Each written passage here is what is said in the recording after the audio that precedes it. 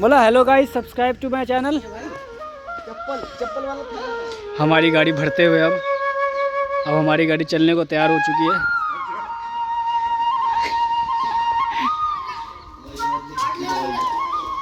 यात्रीगण कृपया ध्यान दें, जल्दी जल्दी तैयार हो जाएं।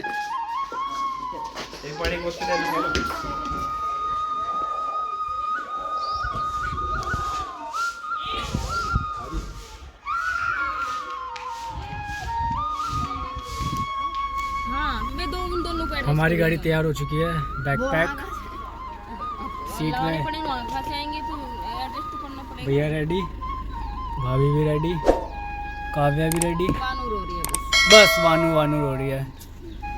अब कान्हा जी भी रेडी। अब वान्या हंस दे एक बार। जर्नी स्टार्ट करते हैं।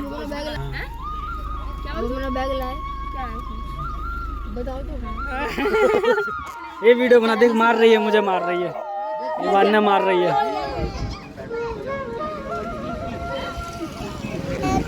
तो दोस्तों, गाड़ी में तेल का होना भी ज़रूरी है क्योंकि जर्नी बहुत लंबी है।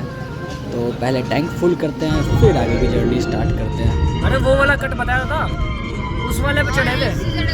तो दोस्तों, कैसे हैं आप सभी? आज हम वृंदावन जा रहे हैं, दिल्ली से वृंदावन।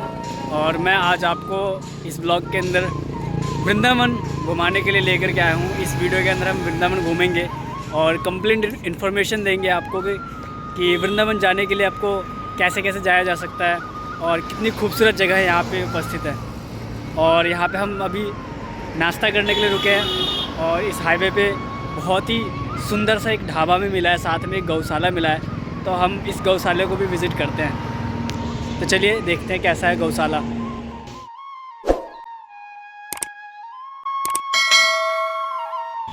वैसे इस गौशाला के अंदर सभी का ख्याल रखा गया है। बच्चों के लिए झूले और बड़ों के लिए सेल्फी पॉइंट का भी इंतजाम है।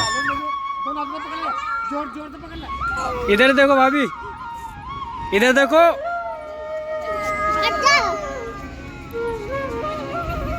सब इधर है, सारे वृंदावन पार्टी।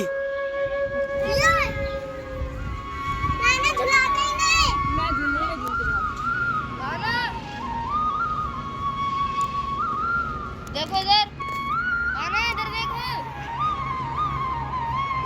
इधर देखो इधर।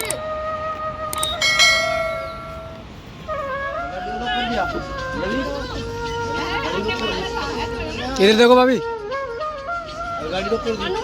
अभी सामान लेके आया ना अभी। अंदर बैठे सारे के सारे।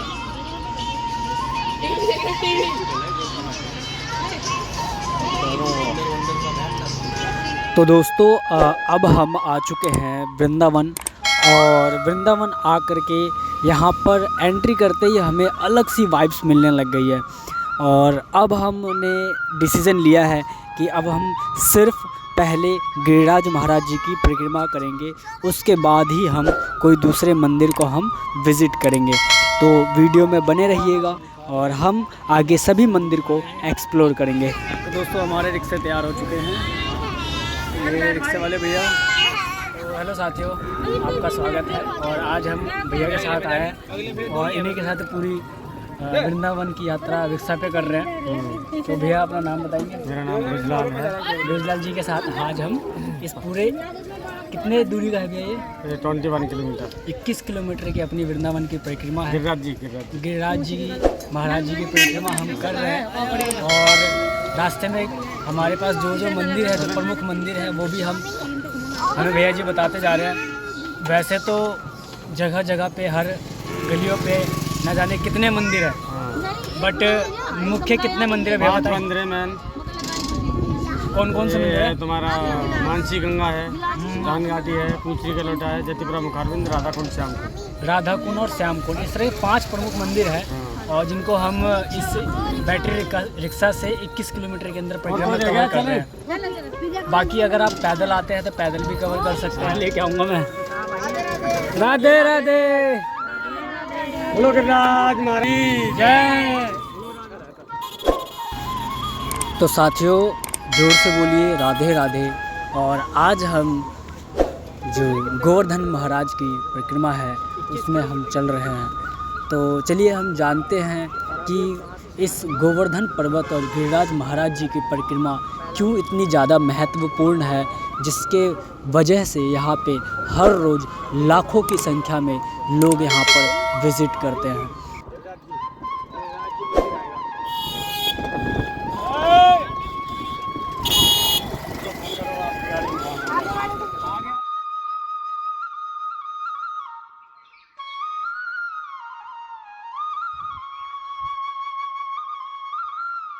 तो दोस्तों अब हम आ चुके हैं कुसुम सरोवर, जो कि उत्तर प्रदेश के मथुरा शहर में स्थित गोवर्धन से लगभग 2 किलोमीटर दूर राधा घाट के पास में है।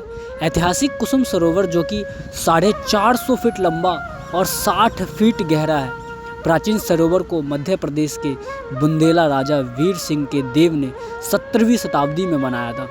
इसके बाद राजा सूरजमल ने इसका जीर्णोद्धार कराया, इसे भव्य सरोवर का रूप प्रदान किया। सरोवर के पश्चिम में राजा सूरजमल के बेटे राजा जवाहर सिंह ने अपने पिता और अपनी तीनों माताओं की याद में एक ऊंचे चबूतरों का अत्यंत कलात्मक छतरियों का निर्माण करवाया। वैसे पौराणिक महत्व को अगर हम समझें तो कुसुम सरोवर से जुड़ी कई पौराणिक कहानियाँ हैं। इनमें सबसे अहम है राधा और कृष्ण की कहानी। ऐसी मान्यता है कि भगवान श्री कृष्ण और राधा जी से छिप छिप कर कुसुम सरोवर पर ही मिला करते थे। एक समय राधा रानी और सारी सखियां भगवान कृष्ण के लिए फूल चुनने कुसुम सरोवर गोवर्धन ही जाया करती थी। कुसुम सरोवर गोवर्धन की परिक्रमा मार्ग में स्थित एक रमणीक स्थल है, जो अब सरकार के संरक्षण में है।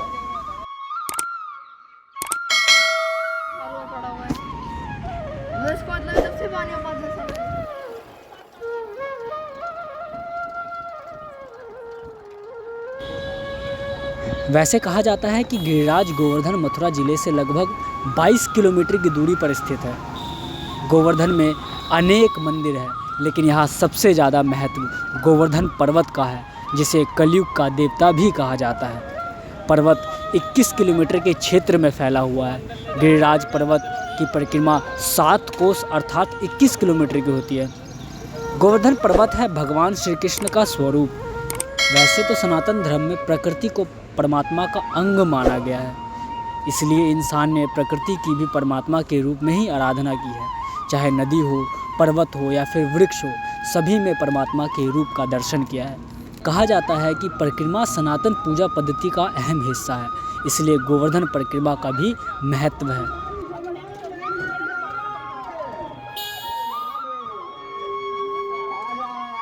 साथियों अब हम पहुंच चुके हैं गिरिराज महाराज जी के मंदिर पर, और यहाँ पर दर्शन करने के बाद हम फिर आगे की तरफ बढ़ेंगे।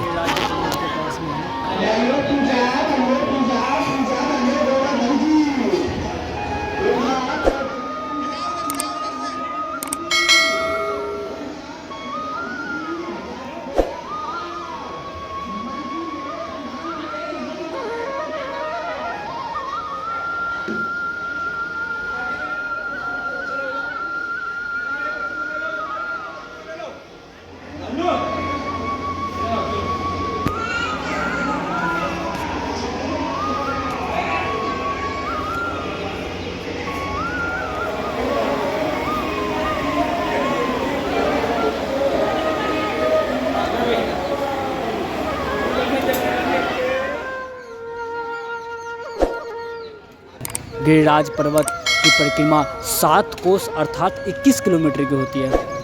गोवर्धन पर्वत है भगवान श्री कृष्ण का स्वरूप। कलयुग में गोवर्धन पर्वत को गिरिराज जी भी कहा जाता है।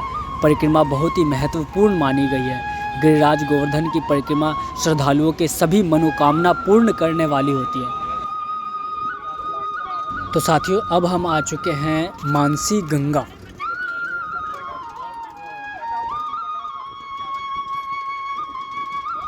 मानसी गंगा जो कि भगवान श्री कृष्ण के द्वारा मन के द्वारा प्रकट किया हुआ मंदिर है, यह स्थल है। जैसा कि हम सभी जानते हैं कि गोवर्धन के अंदर हर एक मंदिर का अपना अपना अलग महत्व है।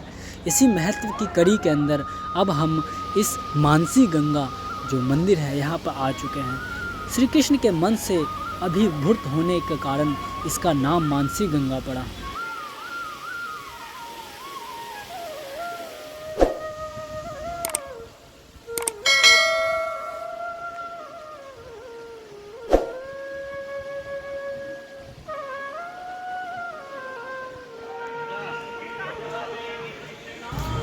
मानसी गंगा के दर्शन करने के बाद हमें कुछ श्री कृष्ण जी के से जुड़े हुए 2 कहानियाँ प्रसिद्ध पता लगी और उस कहानियों का हम आपके साथ बाद में शेयर करेंगे।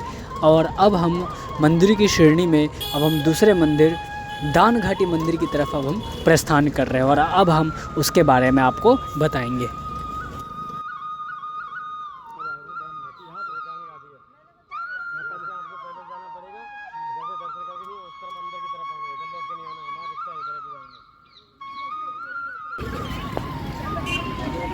ये जगह जाएगा दान घाटी की तरफ, हमें सीधा जाना है, इधर की तरफ सीधा जाना है।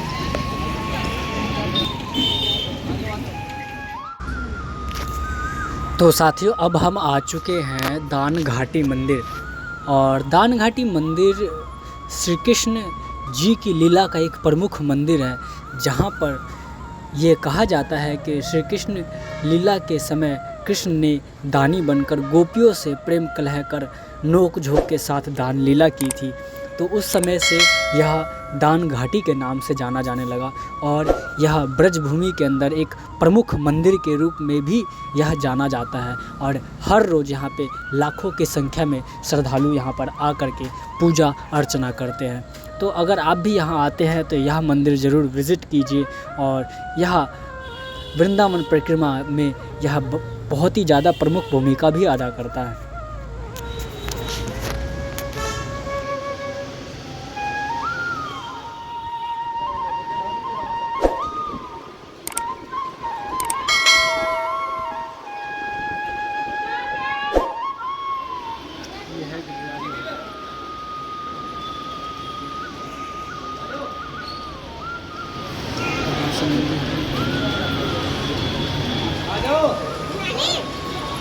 ये है यहाँ पर गिरिराज महाराज जी का मेन मंदिर।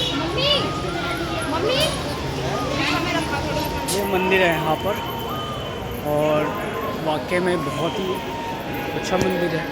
गिरिराज जी महाराज का मेन मंदिर है जहाँ पर मैं आपके साथ जा रहा हूँ।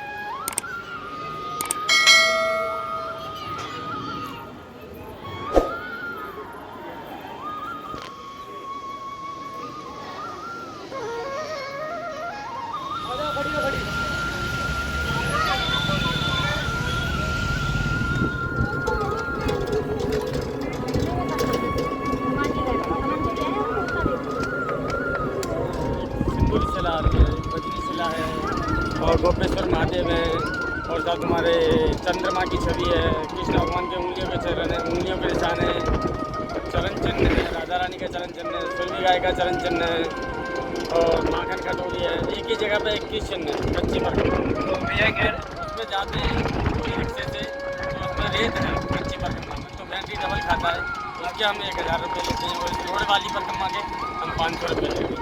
तो थोड़ा टाइम भी लगता है, इसमें 2 घंटे लगते हैं, 4 घंटे तक लग जाते हैं। कहने का मतलब भैया ये कह रहे हैं कि सेम इसी 21 किलोमीटर की परिक्रमा में रोड से अगर हम परिक्रमा करते हैं तो 500 रुपये लेते हैं पर सवारी। एक सवारी का 100 रुपये है, 5 सवारी हो तो 500 रुपये, 2 सवारी हो फिर भी 500 रुपये। तो रिक्शा तो पूरा ही आता है, एक साथ पूरा जाता है। और सेम इसी चीज़ को लगभग 1000 रुपये लेते हैं, जिसको 4 से 5 घंटे में भी कवर करते हैं।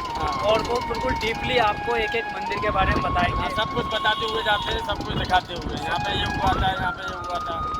और देखो 2 घंटे में तो 2 घंटे का सही पैसे लेते हैं, 2 घंटे का था बताते हैं। तो अगर आप लोग कभी अगर आए तो भैया से ज़रूर कांटेक्ट कीजिएगा और पूरा परिक्रमा जरूर आप यहाँ पे कीजिए, क्योंकि जब आप वक्त निकाल के आएंगे तभी ये परिक्रमा कर पाएंगे। अभी भी राधे कृष्णा बोलते जाओ, सिंधु की शिला पे अभी भी सिंदूर निकलता है, राधा रानी की मांग बनी है कृष्ण भगवान। शंकर कुंड भैया, शंकर। तो साथियों अब हम आ चुके हैं राजस्थान के अंदर पूछड़ी का लोटा। ये जो गेट आप देख रहे हैं यहाँ से राजस्थान स्टार्ट हो जाता है और अगला मंदिर है हमारा पूछड़ी का लोटा है।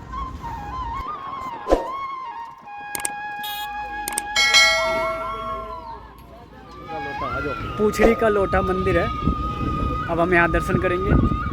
तो ठाकुर जी ने अपने दोस्त को गिरिराज जी के चरणों में बिठाकर चले गए, द्वारिका की ही मैं लौटूंगा, लेकिन लौटे नहीं। तभी से लौटने का इंतज़ार कर रहे हैं और उस समय से पड़ गया पूछड़ी का लोटा।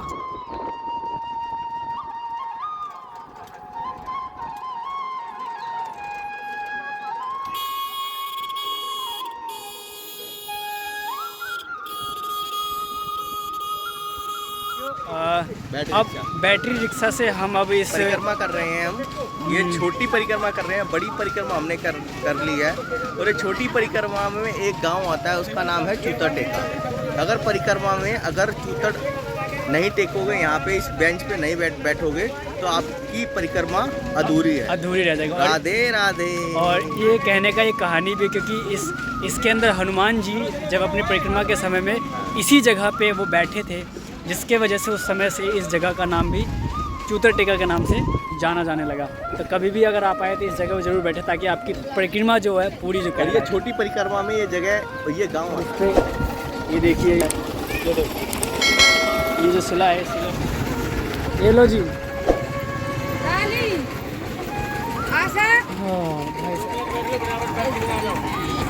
धीरे धीरे लेना, अरे धीरे धीरे, इधर देखो, इधर इधर। राधे राधे राधे राधे। अरे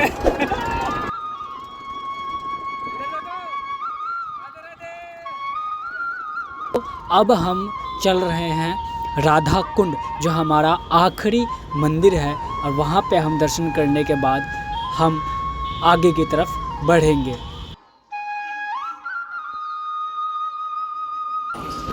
अब आ गए हम राधा कुंड। राधे राधे राधे राधे। अब यहाँ से 500 मीटर हमें अंदर जाना, और पूजा करके फिर वापस 500 मीटर वापस यहाँ पे आना पड़ेगा। कई जगह हमारी परिक्रमा समाप्त हो जाएगी 21 किलोमीटर की।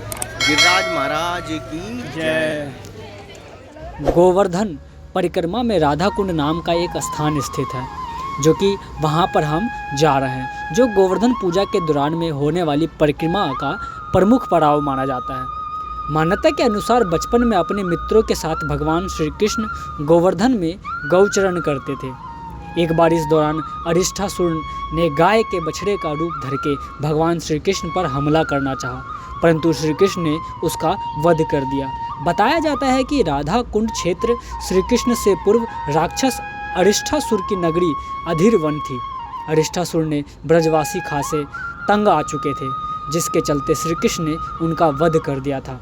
कथाओं के मुताबिक जब श्री कृष्ण ने राधा रानी को उसके वध के बारे में बताया, तो राधा जी ने उन्हें कहा, क्योंकि आपने का वध गौवंश के रूप में किया है, इसलिए आप पर गौवंश हत्या का दोष पाप लगेगा। राधा जी ने इतना सुनते ही श्री कृष्ण ने अपनी बांसुरी से एक कुंड खोदा और उसमें स्नान किया। इस पर राधा रानी ने भी बगल में अपने कंगन से एक दूसरा कुंड खोदा और उसमें स्नान किया। धार्मिक शास्त्रों में किए गए वर्णन के अनुसार श्री कृष्ण द्वारा खोदे गए कुंड को श्याम कुंड और राधा जी के द्वारा खोदे गए कुंड को राधा कुंड के नाम से जाना जाने लगा। और इसकी खास महत्वता ये भी है कि जब कोई दंपति राधा कुंड में स्नान करेगा तो उसे पुत्र रत्न की प्राप्ति होती है। Hello guys, we are taking for this beautiful. हम घूमने आए हैं वृंदावन। वृंदावन घूमने। आप चैनल को सब्सक्राइब करें, लाइक किए और शेयर कीजिए। बोलो बोलो, कहाँ घूमना है? जल्दी बैठो। बोलो। आपकी वीडियो बनेगी क्या? वीडियो बनेगी तब ना, जब बोलेगा। कुछ बोल तो रहा है नहीं। बोलो, कहाँ घूमना है? बोलो। बोलो ना भाई, कहाँ घूमने?